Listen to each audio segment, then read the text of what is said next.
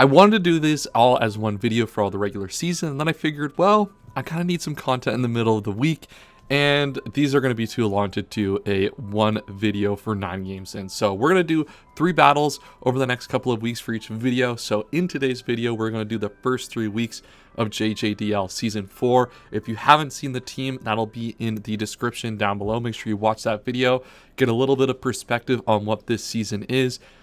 As a little bit of a catch-up, this season is a no-Terra League where I have banned a majority of the big threats that you commonly see in Draft League. Dragapult, Speed, Speed Boost Blaziken, Palafin, all these Pokemon gone, removed from the metagame, and we're left with the core group of Pokemon that are still very powerful, but a little bit more balanced. So if you're excited for today's video and these Draft League games, make sure to like the video and subscribe to the channel. So let's get into week number 1. I'm not going to get too much into the standings and how the season itself is playing out from this quote-unquote Civil War perspective, because there's a lot going on that doesn't necessarily pertain to my games, and a lot of that is super up in the air until the very end of the season, where the picture becomes a lot more kind of clear. So we're playing East Master for week number 1, and his team that you see on the other side consists of Hatterene, Kingambit, Iron Bundle, Blastoise, Hawlucha, and Garchomp. So some of the Pokemon that Master has left on the bench here is no Rillaboom, which is kind of makes sense. I think Arcanine's really tough to break through with Rillaboom. You have Lando T, which is obviously alright. I have the Registeel as well. I have a lot of tools to beat Rillaboom. That does make him a little bit weaker to the Greninja, but he does have Hatterene, which can really stop Greninja in its tracks if it doesn't have Gunk Shot. In this matchup, no Copperajah, which is fine, and Oricorio, Grafai, and Meowth. Like, these Pokemon are not really that relevant in the grand scheme of things, but the Rillaboom being not brought is kind of an interesting aspect. Getting into my team, I'm bringing Choice Specs Terapagos in this matchup with basically no speed. The idea here is just it's going to put a lot of pressure on all of his switch-ins. If I can U-turn or Volt Switch into that Pokemon, I can get really advantageous turns against the Hatterene, and Kingambit even doesn't want to take a modest Choice Specs Terra Starstorm at all. I have Heavy Duty Boots, Protean, Greninja, and this is my Gunk Shot user to Gunk Shot the Hatterene. The goal is just to get that in, chip that down, and Gunk Shot it away, and that really opens up this team massively for stuff like the Raging Bolt, which is next. An Assault Vest set with a lot of special attack investment this week. This Pokemon does great work in this matchup once Hatterene and even the Garchomp are gone. Not really a lot of counterplay that Smaster can have, and this is one of the ways that I have to actually contend with the Iron Bundle on the opposing side. I have a Screamtail here. Screamtail is like a slam dunk answer to Garchomp in basically any sense of the word. You get to outspeed it with, maintaining most of the bulk still with only 188 in Timid. Ice Beam there, really good coverage to kill Garchomp. Prevents Scale Shot. Thunder Wave is really spammable in this matchup, even though there is a Hatterene. Hatterene will be an initial switch into this, but we can create some advantageous turns to paralyze the Iron Bundle, which is what I'm really going for in this matchup. And this is also my Stealth Rocker this week. This is kind of a win-con-less team in terms of like the build, but the real win-con realistically is going to be Choice Scarf Ogerpon, because this Pokemon, once Hawlucha is gone, can just run through the entire team. This is going to be a really, really long game, and using Choice Specs Terapagos, using Greninja, using Raging Bolt's raw power to break through my opponent's team and then clean up at the end with Choice Scarf Ogerpon, because the coverage is just perfect in this matchup outside of the Hawlucha, which we have Arcanine as well in this team to help manage. We have Justified here. We don't want to run Intimidate because of that Kingambit. We want this to be a Kingambit answer as well. So Justified also has the extra added benefit of getting a +1 off of a Kowtow Cleave in this matchup, which will be very important once we get into this battle, and then just standard moveset and coverage on this Pokemon. So let's get into the battle. Let's get right into it here. We lead off with Greninja. Greninja is such a powerful lead here, and I want to bring in that Hatterene as much as possible. Now, unfortunately, because of Hawlucha lead, I have to scout here early for Choice Scarf Hawlucha. It's unlikely to be Choice Scarf Hawlucha, but it's one of those things that there's just no reason to risk at this point in the game. And this gives me a really good Will-O-Wisp turn. And what's nice about Willow here, actually the Willow turn comes later. This would be a free Willow turn, but because of the HP I've taken, I do have to Morning Sun back up because I won't be able to come in again on either Kingambit or the Hawlucha if I'm too low. And now we go right into the Screamtail as my opponent gets up their rocks, and then I get a quick Ice Beam off here just to pressure this Kingambit coming in. Kind of trying to also get some information on Hatterene if it wants to come in. I'd like to be able to scout what type of set that Hatterene is as early as possible, because that's going to determine the calcs for Greninja specifically in this matchup. And now you start to see the first instance of where Kowtow Cleave comes in use, and you see there, that's kind of why we need to Morning Sun early. It's because of these HP stats. We'll be able to find instances to the Morning Sun otherwise, but you know, it is risky to not Morning Sun on these turns. Certainly, but there you see the justified boost as my opponent then goes into Garchomp, and this is the free Willow turn. I decide if Garchomp is going to be your initial pivot into this, not something like the Hatterene, which makes sense. Hatterene wouldn't be a great initial pivot into this, and not the Blastoise. Even Blastoise is good to get a Willow on. I really want to prioritize, instead of getting the health back, getting this Garchomp burn, because now this Garchomp basically can't do anything the rest of the game and really opens up my Screamtail to perform different roles in this battle. So huge turn there for me, as I can still go back into my Screamtail to switch into this, but certainly not really worried at all about what this thing wants to do to me. I am going to throw up a Wish here. Wish is really crucial, and the reason that I kind of am bringing, you know, I'm okay with losing that HP there and that turn is I can utilize Wish to kind of buy that free turn with Will-O-Wisp there to get back up to full. Now, my opponent makes a good play here. They kind of see that coming, and they get Iron Bundle in here for free. And Iron Bundle, even for the best of teams, is very problematic to deal with. You see my Screamtail come in. He just goes for the flip turn. Nothing is really in range of any of the hits that he wants to go for. You know, he could obviously drop a Hydro Pump or an Ice Beam, but Raging Bolt can even come in on that still with the Assault Vest, and Screamtail still holds that Pokemon kind of in jail here for a little bit. So this is where we start to use the power of choice backs Terapagos. I don't really expect a powerful hit to come out here from the Hatterene, and that appears to be the case here. We do get a special attack drop. That is super unfortunate, because this would have been a 2-hit KO otherwise. Now I think this automatically does that anyway, so the fact that it was Mystical Fire in that turn, super unfortunate. But we do get some good chip here, and this is now in range of Gunk Shot from the Greninja, even if it doesn't Protein Boost into it. So if it tries to switch in on a Surf, and then we just Gunk Shot without the Poison type, we're still going to be able to kill that. So good chip there, but we've lost a lot of HP on our Terapagos, unfortunately, early, and we're going to have to go back here into the Screamtail. Now, unfortunately, that gets predicted, but Kingambit's really easy for this team to switch into in this game, and we make a really aggressive double here to get our Greninja in, because the play pattern here has been pretty simple. The Hatterene is at low enough HP that it can't actually switch into Greninja anymore, and we want to take advantage of this Garchomp, because Screamtail can on a double, but not really in the way that we wanted to. So Greninja, great turn here, and we're just going to be able to get a Ice Beam off here. You know, see what their initial switch in is. It is the Blastoise, which is interesting. You know, could have the Grass Knot for that situation, but it looks like not something that they're worried about just yet in this battle.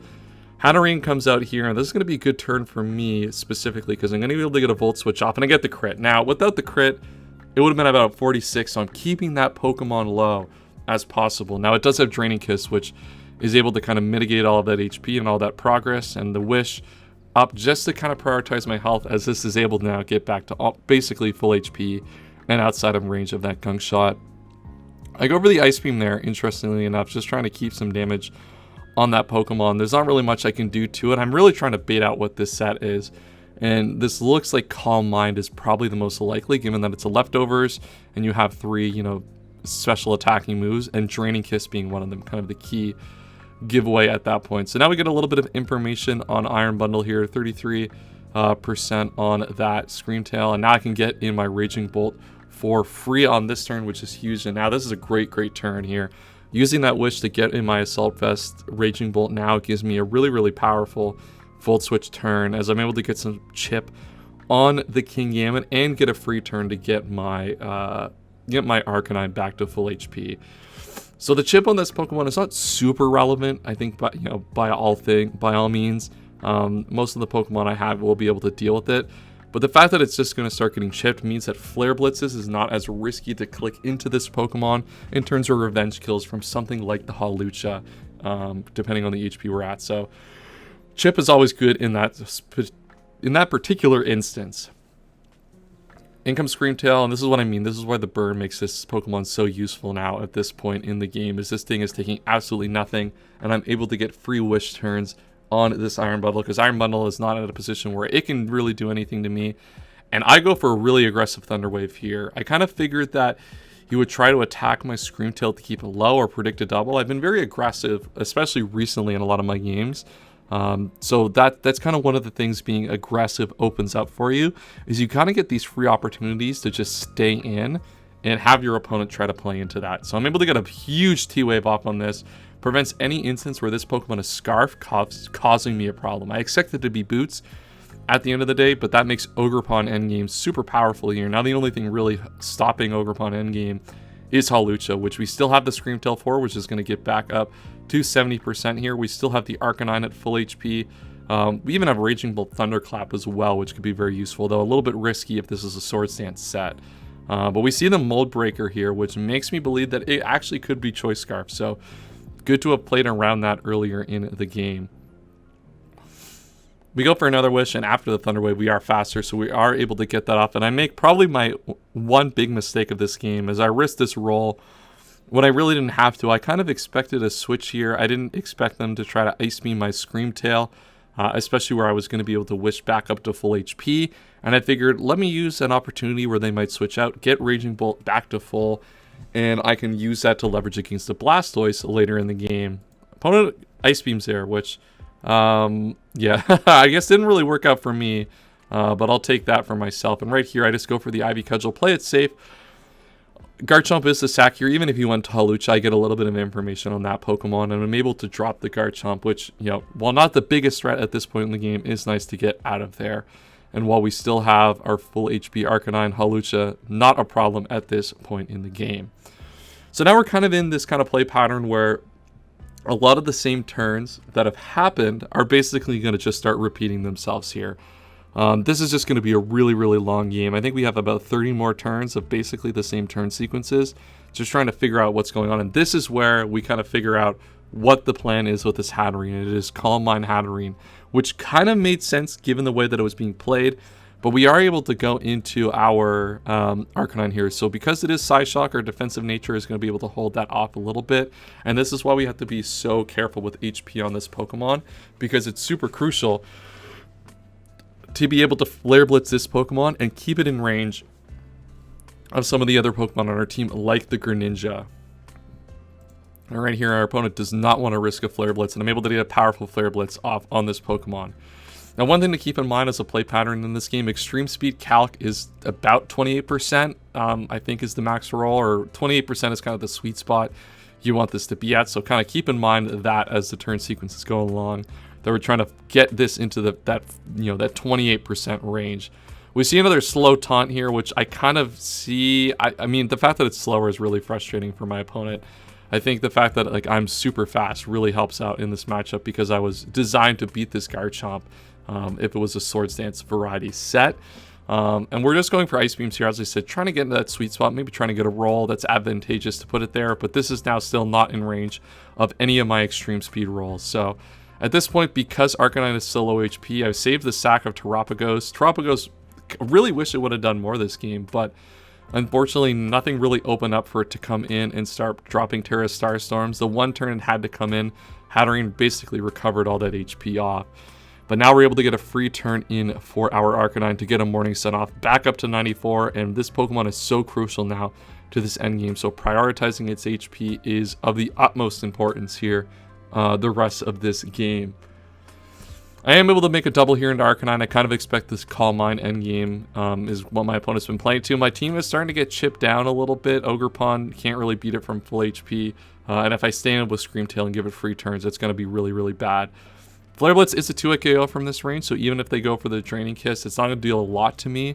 And while this will not, I'm going to say, while that is now not a 2-hit KO again, I'm not 2-hit KO, it'll end up being a 3-hit KO after the Draining Kiss. I'm going to be at a decent amount of a range that I can Morning Sun, after the fact, and just Flare Blitz it after gaining a little bit of HP back. Where I still have 5 Morning Suns, a lot of HP still to be gained here. Now a big turn on Blastoise. This burn is nice. I won't deny that this burn is nice. But in terms of the end game we're playing to, Ogerpon is really cleaning out this team at this point. Just need a little bit more damage on King Gambit if we want to Ivy Cudgel through that Pokemon as well, though. This is going to give us a turn back into our Screamtail as Hatterene comes back out. And we are a little bit lower HP now on our Arcanine, so we do have to stay in Wish, kind of risking a Calm Mind there. They do just Psyshock, trying to get the 2-hit KO on my Arcanine after me switching into this aggressively on the Calm Mind last turn. As you can see there, that would have been a pretty clean 2-hit KO. But now this Pokemon is in for free, and they're just going to go into the Blastoise on the Flare Blitz, and this should now be in range of Extreme Speed at 22%. No, I think it's about 18 or 15% for this Pokemon. My apologies. They are going to get another turn here. I'm going to go into Arcanine. It's at the +1 where it matters. And now we get an Eat This Kowtow. Kowtow does not kill me after the fact, so they're going to have to switch out. I'm going to get a Morning Sun. And now I'm at +1, and this is where the +1 really matters, because I think this died anyway. But now this is certainly dead after a +1 boost. And now the Iron Bundle in the back is also dead to this Extreme Speed after a +1 boost. So getting that boost really helps that calc here. They go into Hawlucha and Encore, which, yeah, I'm not 100% sure about that one. I don't think that one's going to work out as they want as they go into Hatterene. Now Hatterene is so low, it can't even take 2 of these at this point. It can Training Kiss, but that's not any progress. Gonna get another Extreme Speed off, but the Encore is gonna end, and I'm just gonna be able to Will-O-Wisp this Pokemon, playing around any sort of shenanigans of crits from Sucker Punch here, just neutralizing this Pokemon. I still have 4 Morning Suns left to leverage against this Kingambit, so just playing very, very safe here. Going for the Morning Sun, I mean, that's a little bit unnecessary, but it gives me 1% extra HP just to play with in this battle. My opponent just goes for the switch in Iron Bundle, sacks this off, and that's the end of the game. Arcanine's gonna be able to clear this one out pretty efficiently here. So the power of Justified Arcanine is showing up here in the first battle of the JJDL. One of those kind of games where you got to kind of strap in for the long run, because it's going to be all about the defensive aspects of Pokemon right here. And that's kind of one of the things I like to prioritize in the way that I play, and I think is healthier for the metagame. You know, this is a very long battle, about 66 turns or 65 turns it ended up being. But these type of battles are where I think you can really leverage player skill and really leverage prep differences in the battle. And I think this is why I really like this type of format. So 1-0 to start this season. Let's get into game number 2. All right, battle number 2, we are playing against Trant, who is someone we have actually played on this channel before. We played him in the BBR Summer Scramble, I think, back in 2023. So not been a year, but it's getting close to a year since the last time we played against Trant. Getting into the team that he has access to in this matchup, he has Gouging Fire, which he elected not to bring, interestingly enough. Probably scared of the Landorus and the Arcanine in combination. Really difficult to leverage that Pokemon here in this matchup. Necrozma, Zarude, Keldeo, Mamoswine, Raikou, which he did not bring either. Interestingly enough, but Raikou just gets shut down completely by Raging Bolt, unfortunately. Corviknight, Snorlax, and Weezingale. So Corviknight not coming as well, but that Pokemon, not good, and I got a lot of ways to take advantage of it on my team. So if you get into the type of team that I brought this week, I brought Silk Scarf, Terapagos, and this is just a little bit of a breaker, modest breaker.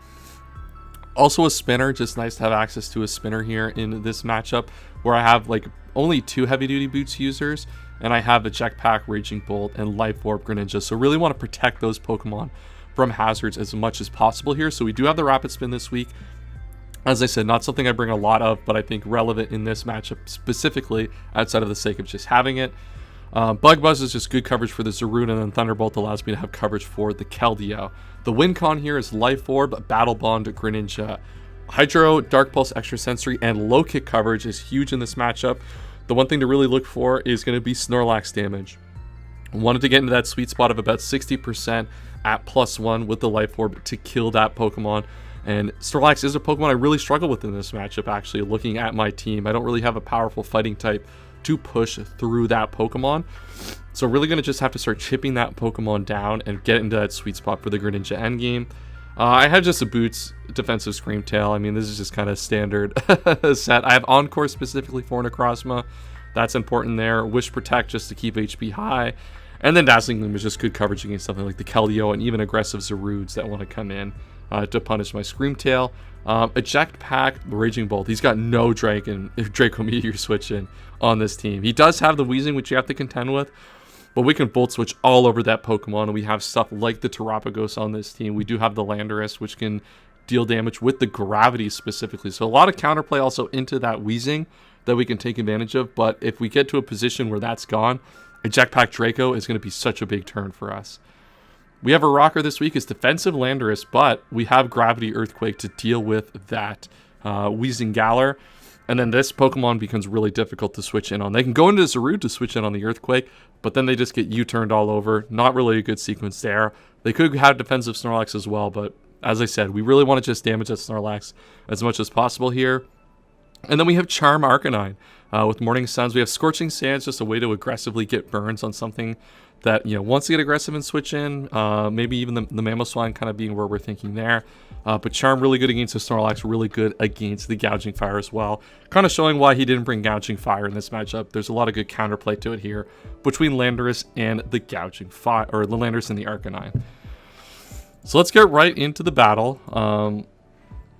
Trant is going to lead with the Zarude against my Terapagos, which is an okay-ish lead for me. But I am just going to go right into my Landorus. Landorus is just such a good Pokemon to handle this Zarude, and getting chip on it early is going to matter. One of the other calcs to keep note is Low Kick also needs this Pokemon to be in that about 60% range as well. So those are the two things really need to look for in this battle. Keldeo comes in. Keldeo is really problematic for this team. If it was choice specs, a Hydro here might even 2 a KO. Depending on the situation. We see a big Earthquake come out here. I just want to get a Wish up just to kind of see what my opponent is going for. Go for a Dazzling Gleam here. See if my opponent even wants to get aggressive. Getting chip on this is nice as well, because it makes it so I don't have to rely on the Hydro Pump in the end game. But that also covers maybe like aggressive switch into Keldeo, which might try to cover off something like... I guess I don't have a good switch in for this. I guess that's kind of the main problem that I didn't really cover in the team, is I actually don't have a good answer to Mamoswine on this team besides this Pokemon. So I'm just going to have to kind of stall it out. It does reveal to be leftovers, which is interesting. I do see a big Heavy Slam come out here. So he does have the coverage for this Pokemon, and we do see an Icicle Crash come out here. He's playing for the flinch, and he gets it. Now, would I complain about this? Absolutely. Should I complain about it because of my BBR season? I mean, who's to say? Who's to say? But that's a really good flinch for them. And that puts me in a rough spot because now I do not have great Mamoswine answers. And I have to go hard here into Intimidate Arcanine to take this Heavy Slam and then make another really aggressive play. My opponent actually decides to switch out here into the Necrozma, which is an interesting play. Would have maybe expected them to take advantage of that. I would U-turn here, but Weakness Policy is so free on Necrozma sets that there's no point of playing around that at all. And I get crit here on the Photon Geyser, which I don't think mattered. I would have died to the second one anyway. But unfortunate, but I am able to get my Silk Scarf Terapagos in and deal a million damage. Now, I did forget about Photon Geyser actually breaking through Terra Shell. So once again, I've kind of put my Terapagos in a position where I can't really do a lot this game. But I've weakened this Pokemon so much that it's going to be really hard for him to leverage it the rest of the game. As he goes into Snorlax on the Terra Starstorm, and we get big 22% there. As I said, this is the crucial part of this matchup. We really need this Pokemon to be in range of our Greninja endgame. Zarude will likely just get there naturally because of Lando T, but Snorlax does have a lot more kind of an ability for it to kind of stay in the game with higher HP. And there, look, I've got a lot of freezes too, so am I going to complain? Probably not, but this is a very problematic freeze because this Arcanine is one of my good ways to actually answer this Snorlax and get it into a position where it has to take that damage. And that is a huge turn. I try to stay in here to thaw, but in comes the Keldeo, and now I'm in a little bit of a bind here against this Keldeo. He does bring in the Mamoswine, and I make a really aggressive play here. So I stay in here to eat this Earthquake. If I look at my spread, just to remind myself, 240 HP. I live all leftovers Mamoswine Earthquakes from here. Just barely, though. We do live that, and I am able to get a Draco Meteor off. So despite the fact that we were flinched here early in the game, we are able to leverage the bulk that we've put on our Raging Bolt and get rid of Mamoswine for the rest of this game. So huge turn here in this turn sequence. And with our Jetpack, we're able to actually get out of here, which is nice. Getting to Terapagos just to bait something in and really just to sack off to Keldeo here and get a turn in for the Greninja and really start to threaten this. But if you look now at my team, Terapagos has gone down. I've lost Scream Tail to the Hacks. I'm in a really bad spot as I have to go for the extra sensory. Now I'm dying to the Sacred Sword either way. I'm kind of bluffing the fact that I'm Protean in this spot to go for extra sensory, get the type change. Hope they don't go for Sacred Sword here, playing into it, and don't expect me, given the health of his team, to go for a Battle Bond endgame like this early. So a little bit of a bluff. I'm kind of surprised they stayed in here in this spot. I guess they, they had an Necrozma sack in the back, which would have been nice, and they can get into something like the Snorlax after the fact. But I'm able to stay in, reveal that I am Battlemon, yeah, well, we get the flinch. So making up a little bit for the flinch on the Screamtail, which would have been used particularly for that Keldeo. So kind of evens out that game, and I'm able to put Keldeo in a spot that Screamtail probably would have been able to earlier in the game. Now he goes into the Snorlax here. Well, this is a big turn. We're getting that into that range of that low kick here that we're talking about. That's super important for this battle, is to get this Snorlax in range of low kick as best that we can. We make a double here, very aggressive on the Weezing here, expecting there to be a switch out, and that Volt Switch is going to do a massive amount of damage. Modest Raging Bolt is such a powerful Pokemon, and we have a little bit of speed here. I put, I think, 16 speed EVs. As I said, one thing also, if you're looking for a little bit of a pro tip on these Pokemon with no speed, just throw a couple in there. People might be trying to hit your min speeds. Just throw 16, you might be able to get someone, especially where their speed tiers are so close. If I'm on Treant's side, I might be trying to hit mid-speed Raging Bolt just as a way to Strain Stream that Pokemon. Running 16 gives you a little bit of protection to get these type of turns. And that's going to get me into my Landorus, and I think he does actually Strain Stream this turn. He goes for the Sludge Bomb, actually, trying to fish for a poison, which is probably a little bit of a better move, actually. Now, we do decline here to go for the Gravity. Not that I don't think it particularly mattered at that point in time to get rid of this Pokemon. As I said, we're still opening up the end game for our Greninja. And we still have a Raging Bolt in the back as a Thunderclap user for the Keldeo if that does reveal to be choice. He does like to go for the Willow. I try to get aggressive into my Raging Bolt again, and I get this one off as he goes for the T-Spike. Now, T-Spike is really problematic here. As I said, one of the reasons I brought actually Rapid Spin on this team is he's got rocks, he's got T-Spikes, he's got a lot of good hazards that can deter this specific endgame of Life Orb Battlemon Greninja, and that's going to be a tough turn. As I kind of have to go for it here. To be honest, like I'm kind of in the spot where I just have to kind of start going for it. I bait in the Zarude here, and this is actually able to get me the requisite damage pretty close to it that I need for this Zarude here to get this endgame. As my opponent just goes into the Keldeo, I just sack off Raging Bolt.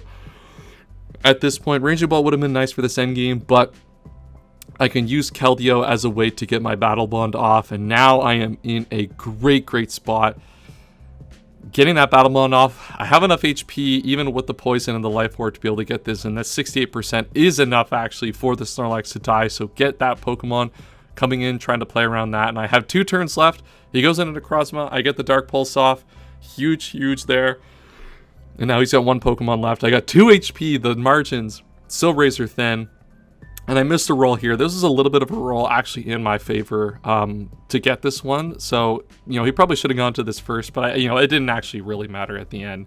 With the 2 Pokemon I have, there's nothing really that Necrozma is going to be able to do to get out of this position. And I do have the Lando T, which is just going to solve all of the problems in this matchup. He goes for the knockoff, the Rocky Helmet kills it, and that is 2-0 in JJDL. That was a really a little bit of hack snare in that game, which has kind of been the theme of the last couple of weeks on this channel. But good game to try out, and let's go to the final game of the day. And this is our final battle of the day against Eltrim here. We're 2-0 so far in the season. Our team has been doing really well up to this point. I think we were one of the highest ranked teams in terms of win count, amongst the 12 people on each of the teams. So we've had a really good start to this season, which is awesome. Great to see that. Really happy and proud of the team for putting in the work to get to this point so far.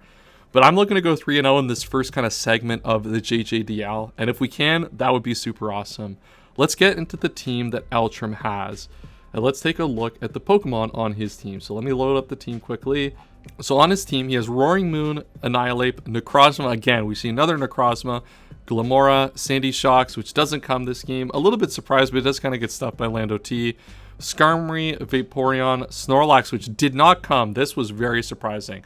Another Snorlax matchup against my team. My team is very weak to Snorlax, and they have elected not to bring it this week. Whimsicott and Avalugg. Shout out to my guy, LRXC, for the Avalugg right there. But getting into the team that I brought, this was a very last second build, unfortunately. I was just getting back from vacation going into this game, so I brought a little bit of a boot special, and you're going to see at the start of this battle, I bring bringing Weakness Policy, Rock Polish, Terapagos. You'll see why that's a meme coming later. We have Swords Dance, Battlemon, Greninja as a win con in this game. Kind of the same idea with Swords Dance and Low Kick as something to target down that Snorlax here, and then Battlemon gets a speed boost to break through the rest of the team. Boots Raging Bolt, just very powerful special attacker here. He's got no good switch-ins to Raging Bolt on this team. Show me what he wants to switch into Dragon Electric coverage. It's not there. We have, a moderately defensive Scream Tail here in this matchup, really designed to help and answer that Annihilate specifically. Encore with the speed we have just to lock down any setup or rest Annihilates. We have just Boots, Ogerpon. Ogerpon's really good in this matchup to set up hazards. Really good way to pressure the Vaporeon and a good way to pressure the Necrozma as well with the Ivy Cudgel. And then Spikes there. Spikes is super good in this matchup. Pressures the Vaporeon, pressures the Annihilate, and pressures the Necrozma on the defensive side of things. And then just boring defensive Arcanine to have a secondary answer for something like the Annihilate. My team, I was very well prepared for Annihilate. Annihilate is a really, really good way to counter the specific teams that, the team that I have. It's really good into Terapagos. Decent into stuff like Greninja as well if you run really bulky. So enough of that, let's get right into this battle. My opponent leads off with the, the Glimmora, which I kind of expected, so I'm just going to go straight for the Earth Power. They're going to set up the spikes here. Now, I do have all Boots on my team outside of this Terapagos, which his goal is just to get as much damage off lead as possible and just to get out of there. I'm just trying to deal the most that I can, and we're done with that Pokemon. So then we'll have Boots the rest of the way. Big Dazzling Gleam there to push damage, and I go for the Terra Shell. I'm like, oh, I'll get my weakness policy. Yeah, learned that one the hard way. Yeah, that's not how weakness policy works, actually, and I'm pretty sure this is a very, very specially defensive bulky Annihilate. So even if I go for the Rock Polish here, I'm not going to be able to Dazzling Gleam through this Pokemon after the Drain Punch recovery, which is super frustrating. And yeah, well, learn that one the hard way. Unfortunately, my opponent is just going to actually switch out here, though, interestingly enough, and just give up the Glimmora as they just bring in the Roaring Moon after to kill off the Terapagos. But that gives me at least a free turn with my Scream Tail, which is nice. Go for the Dazzling Gleam there. Just want to see if they want to go for an Iron Head and try to play to that kind of, an out of a hacks here. No reason for them to risk that win con that early, but might as well check them on it. I don't really have another good play to make otherwise, especially where their initial switch in is Skarmory, and that gives me such a free turn into Raging Bolt. And as I said, Raging Bolt has a field day in this matchup. Big Discharge. Would have really liked to get a pair on this Necrozma. We do see leftovers, which makes me believe it's not a setup set at this point, probably just a defensive rocker to get up hazard. So we see a big Earthquake there, though, as I drop a Draco, putting it at about 15%, goes up to 21. So really, really good turn sequence there. And I got a favorable roll here. This was pretty close to max roll, so I figured odds on I'm going to be able to live this. And I just, unfortunately, I do have the boot still, so unfortunately we do have to lose a lot of damage there. So I can't really get aggressive with this on Skarmory anymore. But we've dealt with Necrozma, which I'm super okay with that trade at this point. Getting Necrozma out of here, making sure that's not a threat the rest of the game. Great turn for me there. And I'm able to just start getting going here. I'm able to get a big U-turn off, and this is where I'm still able to leverage this Raging Bolt really well, is on these type of turns. So I'm able to get a U-turn off on Skarmory, always outspeeding it, always getting a free Volt switch off, and Necrozma finally bites the dust. So this Ogerpon U-turn on Skarmory angle is why I was still pretty confident to take all that damage on Raging Bolt. I still have, with the boots, I still have the ability to leverage this Pokemon into the end game. Going to Scream Tail here, just kind of debate, see what they want to do. It also gives me an opportunity to get up my Stealth Rocks, which will make sure that the sturdy from this Skarmory is pretty consistently broken on turns that it wants to come in.